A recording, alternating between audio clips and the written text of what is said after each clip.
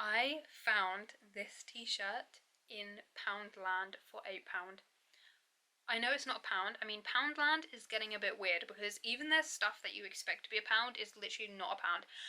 Anyway, rant over. It was £8 in Poundland. I really love it, and I think you should get it too if you love The Office.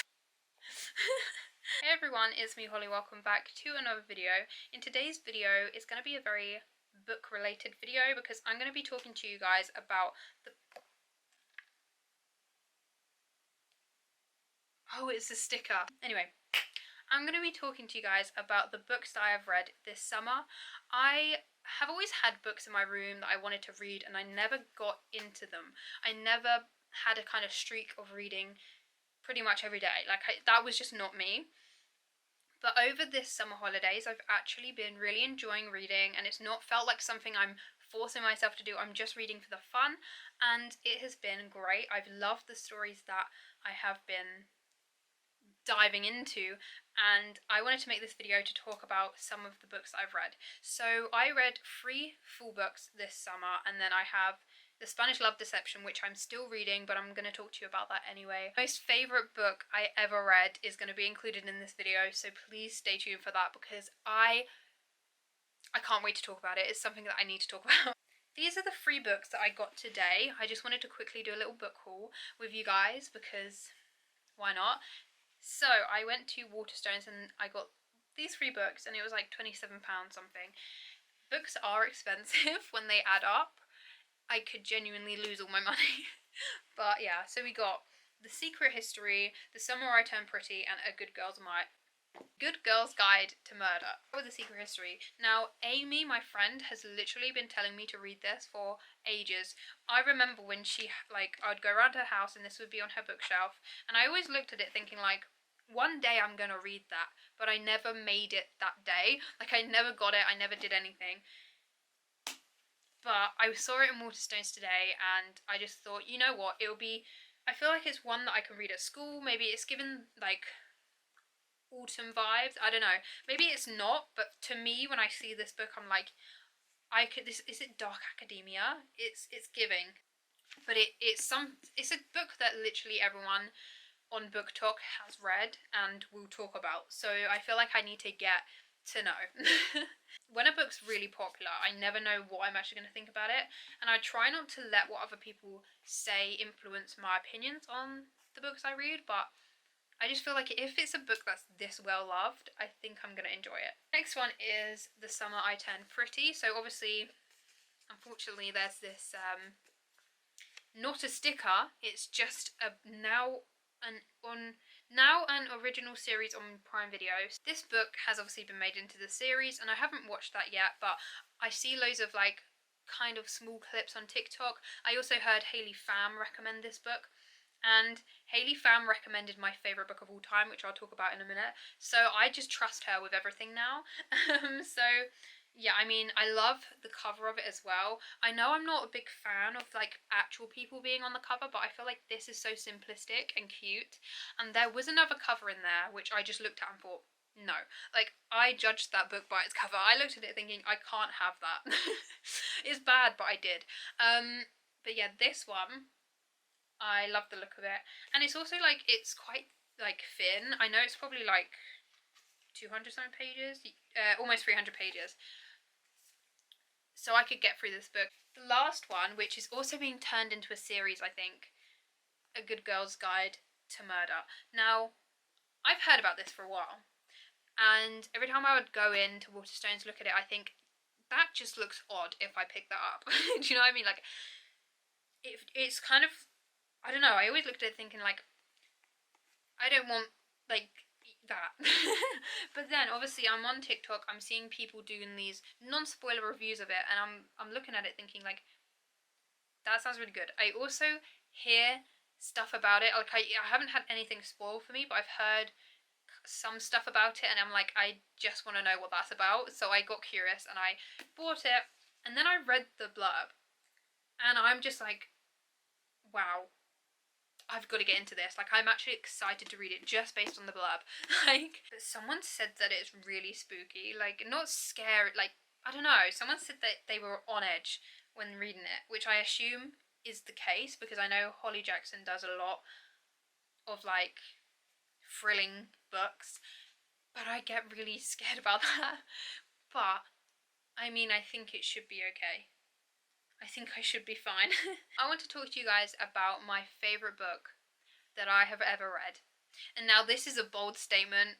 Actually, it has really no weight because I haven't read that many books.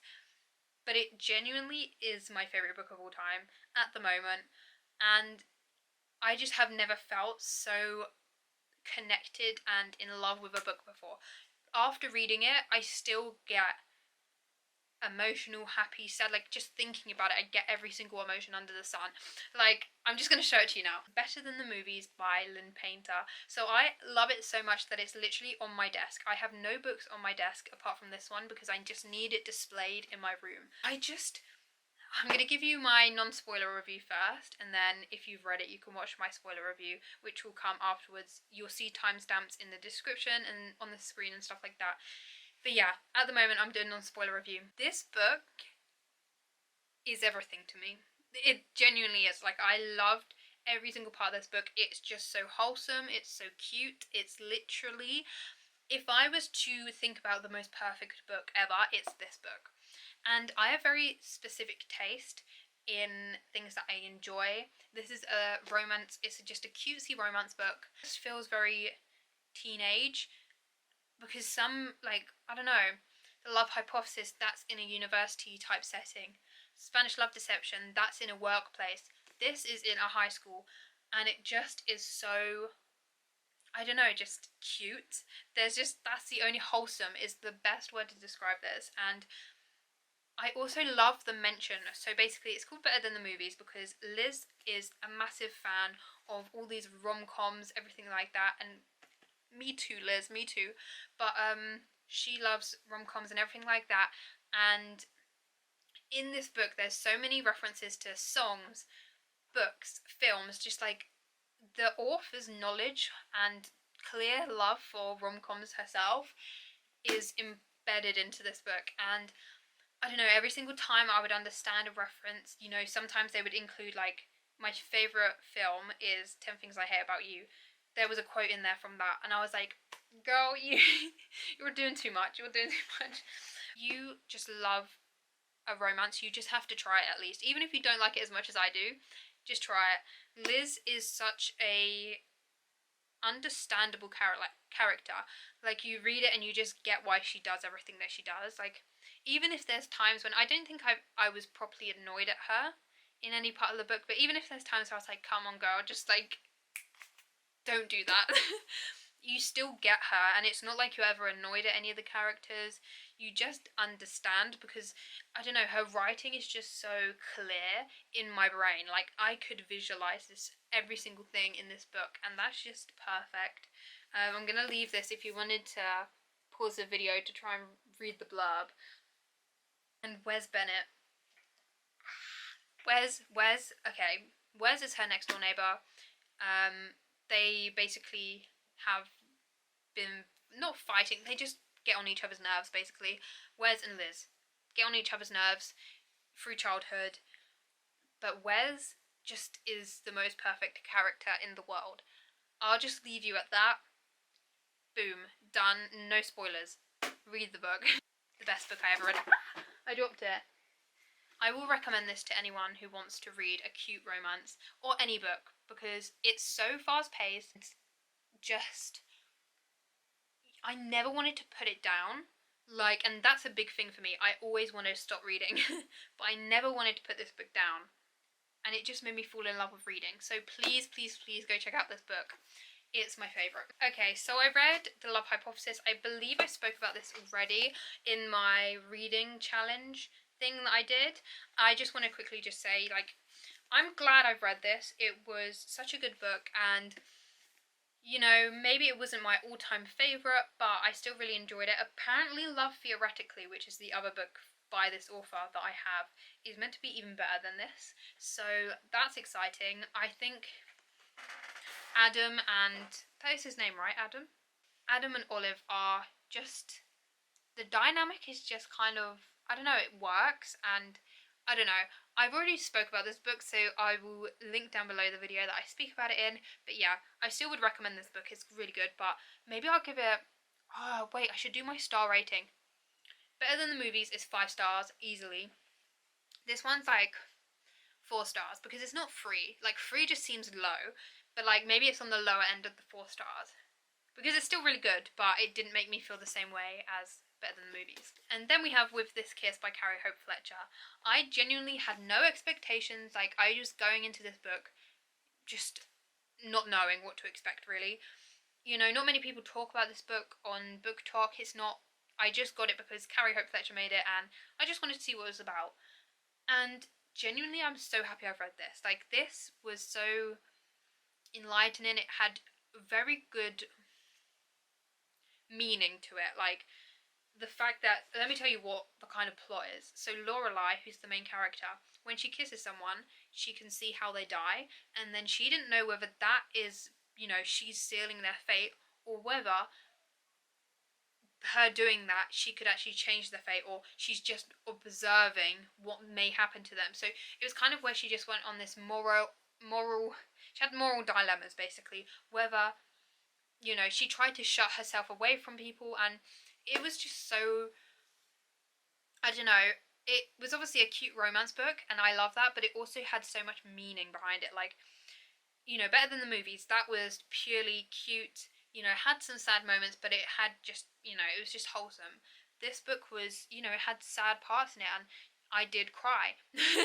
Because Lorelai, the way Lorelai's relationship with her mother is portrayed in this book, it is just... it got me, because it's like, I can't spoil it. I don't want to spoil it.